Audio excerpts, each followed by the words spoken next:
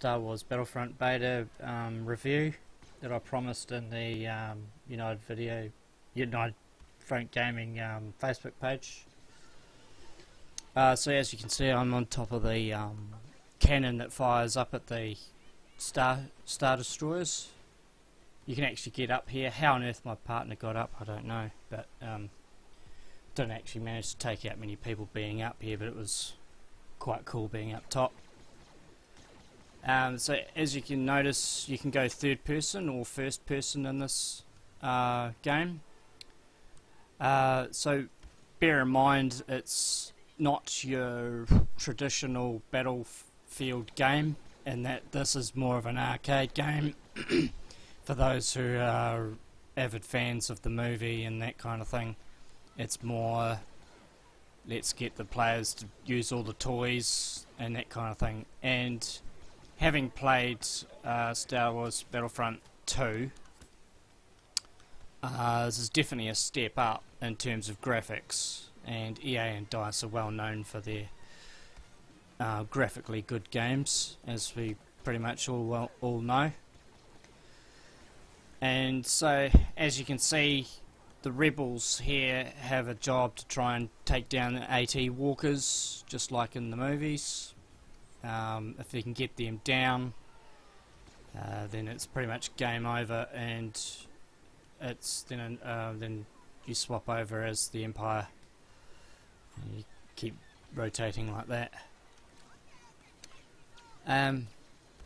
So as you can see here, the AT walkers have a shield.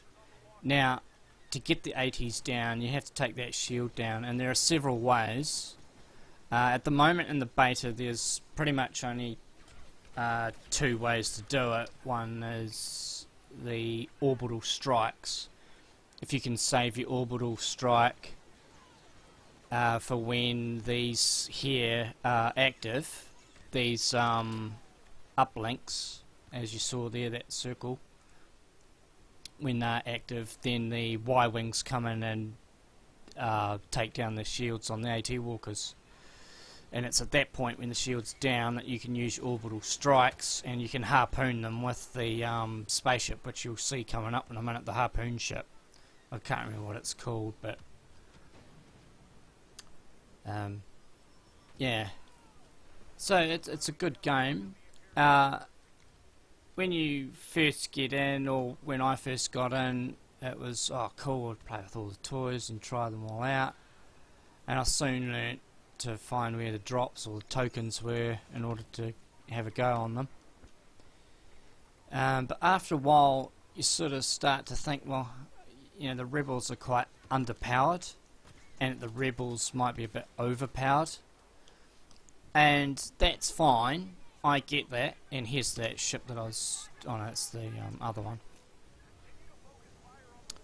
And I get that the devs wanted us to feel that we're struggling in the war effort, as we all know from watching the movies, and that you know, they lost this battle. They didn't win, and they were vastly outnumbered. They had far superior toys to play with. And you know, so it was a huge struggle, and that's what I think the devs were trying to aim for when they made this. And especially in the beta, you can definitely feel that, having only a limited number of toys to play with. And I have heard that when the full release comes out, that the rebels will get a lot more toys to play with in terms of getting those AT walkers down. So there's a big, huge controversy at the moment, and here's that ship that I'm talking about. Now, the only beef that I have with this game, and it's this ship here. This ship is purely designed to harpoon the AT, as you can see coming up, and this is my first time, and you can see I missed my option to do it. To activate the harpoon, the AT walker has to have its shield down first. Now, in my opinion, okay, that's fine, and you want to be true to the movie and everything, that's fine, I get that.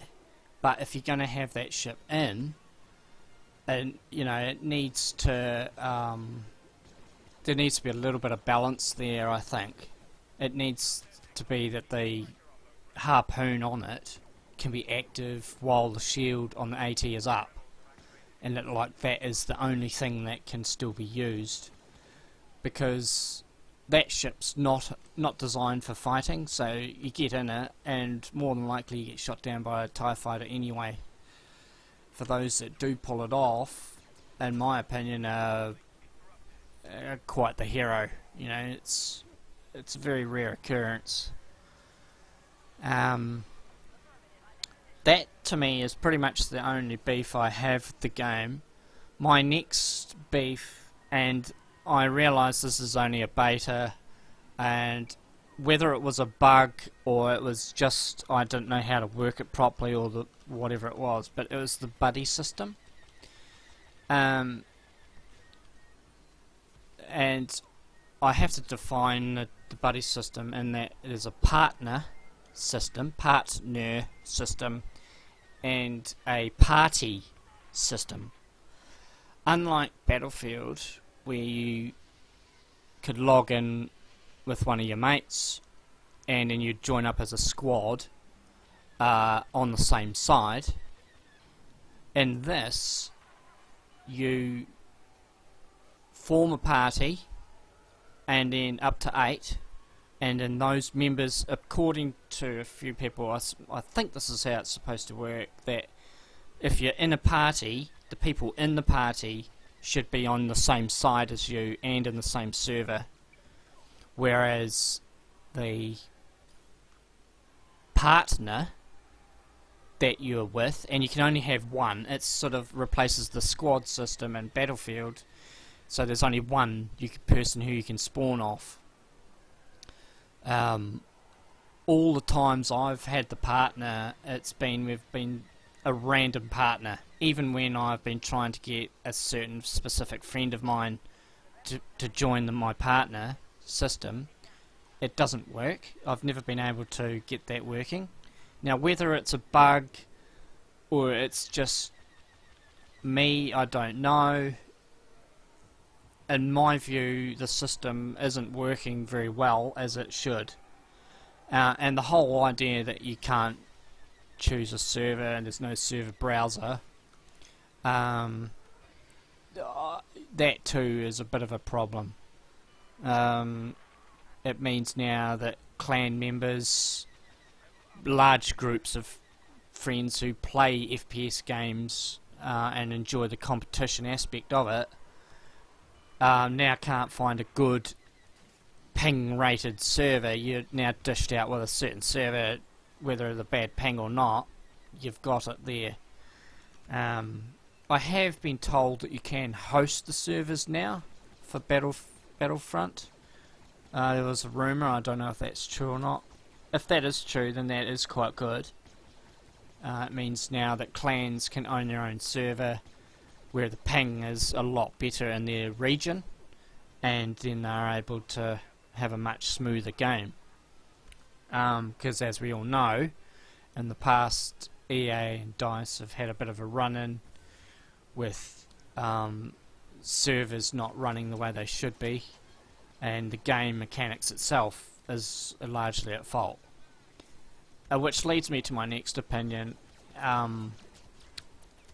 I haven't had much problems in terms of lag or anything like that. I've tweaked my stats, my settings on this, and I can get roughly about 100 plus FPS,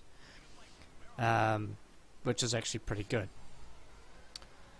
And it's actually better than Battlefield 4 is running on my GTX 970. So, and in terms of netcode and issues like that, I don't know of anyone who's pointed out any faults in terms of netcode or bad lag or rubber banding or anything like that. It seems to be running good, and for a beta that's actually pretty remarkable.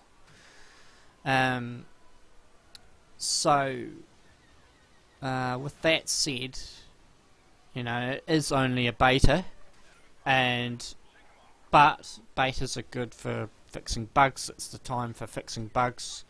Everything that's been brought in the game has been added. Everything that you see in the beta has pretty much been added, except for the DLCs when the new maps, when they come out for final release. Those things will also be added to the game. But in terms of adding new things, it's already been done. So anyway, it was a great game. You know, I've had fun flying around with the toys, trying them all out, teabagging Darth Vader, and Luke Skywalker, and a few other games I had.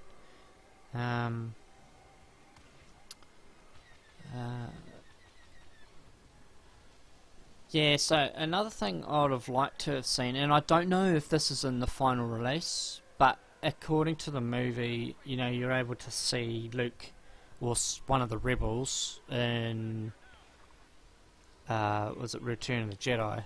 He was able to throw a zip line, shoot a zip line up through the belly of the AT walker, and then chuck a grenade inside and send the whole thing tumbling down.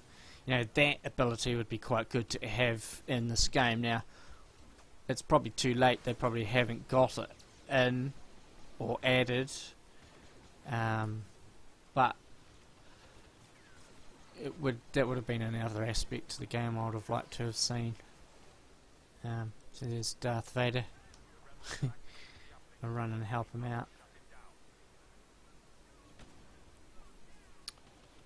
Yeah, so all in all, I mean, it's actually not a bad game. I enjoyed myself. It's quite good. The graphics are exceptional. You know, they've done a lot of work. The little speckles in the snow. It's not just a white ground. It's got a bit of vibrant, a few vibrant colours to it. These TIE interceptors are really good. They can slow right down, so you can get a good time to shoot your target. And you know, you can fly around and dodge bullets with them, and you can strafe the ground with it. But again, you know, when you're using some of them, it's you know, oh, they've got the maneuvers and that too. You can there's the keys on the certain buttons you can press to do the tumble roll to evade being attacked, and this is the targeting system to shoot down the planes.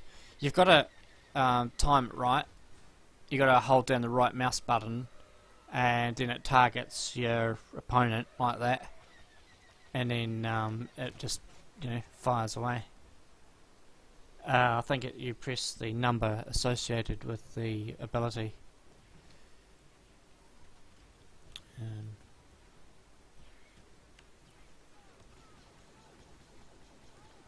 I think here I jump into the AT walker and try it out after I shoot this guy. Yeah.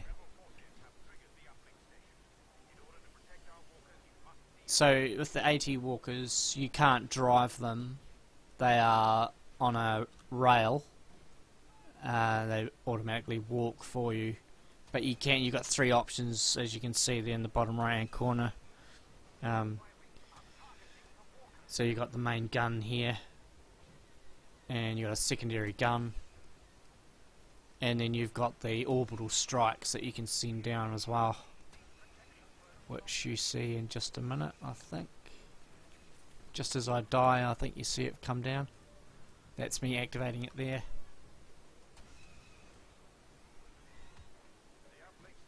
Yeah. So you get these sniper rifles in the game. They are a card. So with your loadouts, like you did with Battlefield and other FPS shooters, the loadout system with this is based on cards. It's pretty self-explanatory. You have to unlock them just like you did with using in-game credits, like you did with most other FPSs. And once you've got the card and you've brought it with the points that you've earned, Here's me teabagging Darth Vader. Yeah.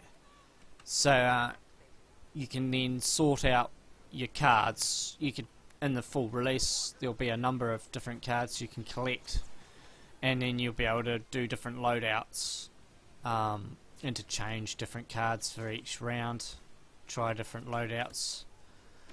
The one in the middle there you see is a shield, and you see me fighting there and I die. It's a shield, and you see a number on the card, and that means how many times you can use it. This is Luke Skywalker. I don't actually manage to do much with him, but I'll show you anyway. So jump around. I actually went to look for Darth Vader for a fight, as you can see him in the distance there. It didn't end up working out because someone already beat me to it, and then I tried teabagging him, but that didn't work out either. As you see, I come up to do a teabagging, and no, you can't do it, which is a bit, but it's alright. But yeah. So with me now looking around to try and kill someone, I see a guy with a machine gun way in the distance and decide to go for him. And as you're on a timer there, so the yellow bar there is on a timer, so even if you're not being attacked, that bar still goes down, just subtly. It's to make sure that everyone gets fair play and fair use with it, and I see where they're going with it, so that's alright.